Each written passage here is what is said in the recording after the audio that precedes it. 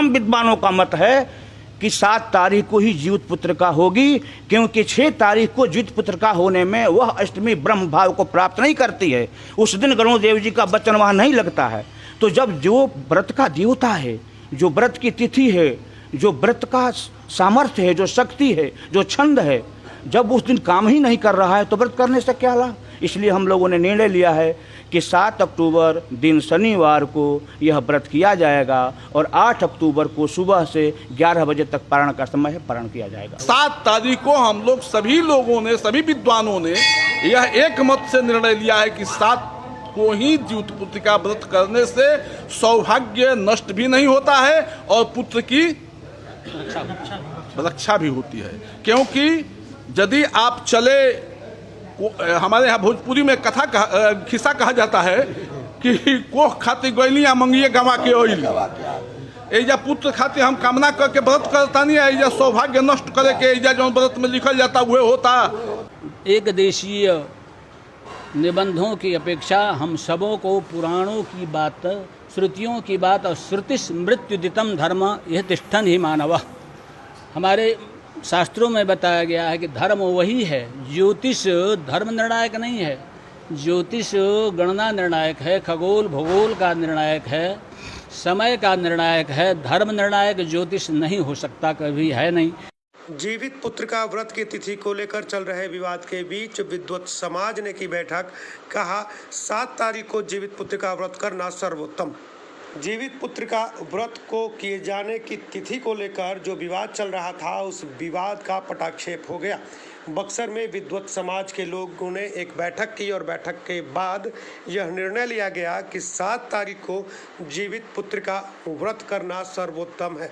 इस दौरान आचार्य कृष्णानंद शास्त्री पौराणिक जी महाराज, आचार्य छविनाथ त्रिपाठी एवं डॉक्टर नारायण उपाध्याय ने पत्रकारों से संवाद करते हुए कहा कि जीवित पुत्र का व्रत को मनाए जाने की बात को लेकर विद्वानों के अलग अलग मत हैं, लेकिन उन्हें यह नहीं भूलना चाहिए कि पुराणों में स्पष्ट रूप से यह लिखा हुआ है कि उदयातिथि में ही यह त्यौहार मनाना चाहिए और उस हिसाब से 7 अक्टूबर दिन शनिवार को ही जीवित पुत्र का व्रत मनाना चाहिए। इसके अगले दिन 8 तारीख को भी नौमी तिथि में ही पारण करना चाहिए। क्या कुछ कहा विद्वानों ने, आइए सुनते हैं। इस भ्रांति के मुख्य 2 ही बिंदु हैं, अष्टमी में सूर्योदय और अष्टमी में चंद्रोदय।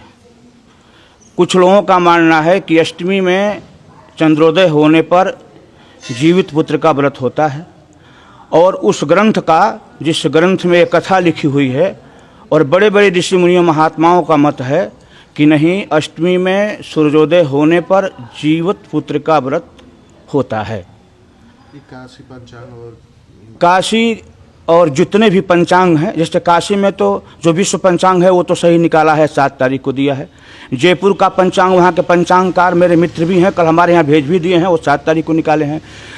नेपाल में जो पंचांग निकलता है वहाँ के पंचांग में 7 तारीख को ही निकला हुआ है। यहाँ मुख्य बिंदु यह है कि जो सही व्रत होना चाहिए, अष्टमी में सूर्योदय होने पर ही उस तिथि का नाम जीवित पुत्र का व्रत होता है, पर वो तिथि नहीं रहती है। अष्टमी नवमी तिथि से कोई मतलब नहीं, होती ही नहीं हो, उसका नाम बदल जाता है।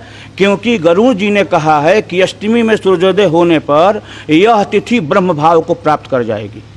तो ब्रह्म भाव को प्राप्त करी, वो तो अपवाद हो गई तिथि। अब उसमें किसी पारण, किसी तिथि के निर्णय, किसी दिन के निर्णय का कोई मतलब नहीं है।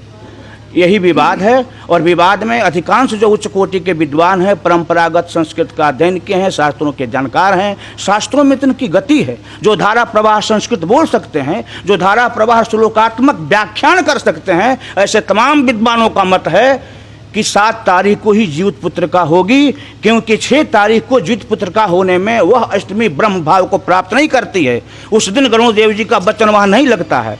तो जब जो व्रत का देवता है, जो व्रत की तिथि है, जो व्रत का सामर्थ्य है, जो शक्ति है, जो छंद है, जब उस दिन काम ही नहीं कर रहा है तो व्रत करने से क्या लाभ। इसलिए हम लोगों ने निर्णय लिया है कि 7 अक्टूबर दिन शनिवार को यह व्रत किया जाएगा और 8 अक्टूबर को सुबह से 11 बजे तक पारण का समय है, पारण किया जाएगा। आपका परिचय होगा? पौराणिक जी, सिद्धाश्रम धाम, बक्सर। लोगों का मत भिन्नता एक ही दिखाई देता है कि जो अष्टमी में कृष्ण जन्माष्टमी का जो स्वरूप है, उसका जो निर्णय है, उसका जो नियम है, महालक्ष्मी का जो व्रत का निर्णय है, वहीं जीवित पुत्रिका व्रत के ऊपर भी लाद रहे हैं। यह अशोभनीय है। जीवित पुत्रिका व्रत जो है वो केवल सूर्योदय दिनेश के आधार पर होता है, और महालक्ष्मी व्रत जो होता है वो चंद्रोदय के आधार पर होता है। और कृष्ण जन्माष्टमी 12 बजे रात को जो आ गई अष्टमी, उसी समय से उसको माना जाता है। 3 ही व्रत अष्टमी के हमारे यहाँ मान्य हैं धर्मशास्त्रों में, और ये लोग वो घसीट करके, जैसे हम लोगों के यहाँ गर्दन ममोर एक लड़ाई में होता था, वहीं घट ममोर करके ये लोग ला करके जीवित पुत्रिका व्रत में खड़ा करते हैं। नहीं तो भविष्योत्तर पुराण एकदम साफ स्पष्ट उस व्रत में लिखा गया है कि प्रयत्ने न वर्जयित, माने प्रयत्न पूर्वक इसको रोकना चाहिए। और ध्रुवम शब्द का निश्चित उसका वैधव्य जो प्राप्त होता है, इतना जो जोड़ लगा करके कई शब्द का प्रयोग किया गया है। ये लोग इस प्रकार के माने लाके खड़ा करते हैं, यह अशोभनीय। 7 तारीख को हम लोग सभी लोगों ने, सभी विद्वानों ने यह एक मत से निर्णय लिया है कि 7 को ही जीवित पुत्रिका व्रत करने से सौभाग्य नष्ट भी नहीं होता है और पुत्र की रक्षा भी होती है। क्योंकि यदि आप चले, हमारे यहाँ भोजपुरी में खिस्सा कहा जाता है कि कोख खाती गोइली या मंगिए गवा के ओइली। एजा पुत्र खाते हम कामना करके व्रत करता नहीं है, एजा सौभाग्य नष्ट करे के एजा जो व्रत में लिखल जाता वह होता। यह बहुत अशोभनीय है। वो विद्वानों को पुनः अपने पर विचार करना चाहिए, अपने निर्णय पर विचार करना चाहिए। एक देशीय निबंधों की अपेक्षा हम सबों को पुराणों की बात, श्रुतियों की बात और श्रुति मृत्युदितम धर्म यह तिष्ठन ही मानव। हमारे शास्त्रों में बताया गया है कि धर्म वही है, ज्योतिष धर्म निर्णायक नहीं है। ज्योतिष गणना निर्णायक है, खगोल भूगोल का निर्णायक है, समय का निर्णायक है। धर्म निर्णायक ज्योतिष नहीं हो सकता, कभी है नहीं। जो किताब हम पढ़ते हैं, पुराण की किताब, जीवित पुत्रिका व्रत से संबद्ध, उसे ही हम मानकर चलें। उसमें यह लिखा गया है कि उदय व्यापिनी अष्टमी होनी चाहिए, और दूसरी बात कि उदय व्यापिनी नवमी में पारण भी होना चाहिए।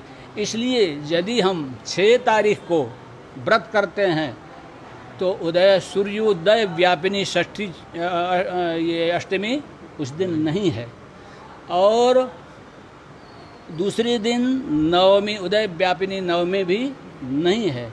ऐसी स्थिति में यदि हम 7 तारीख को व्रत करेंगे तो उदय व्यापिनी अष्टमी और पारण के लिए भी उदय व्यापिनी नवमी भी प्राप्त हो जाती है।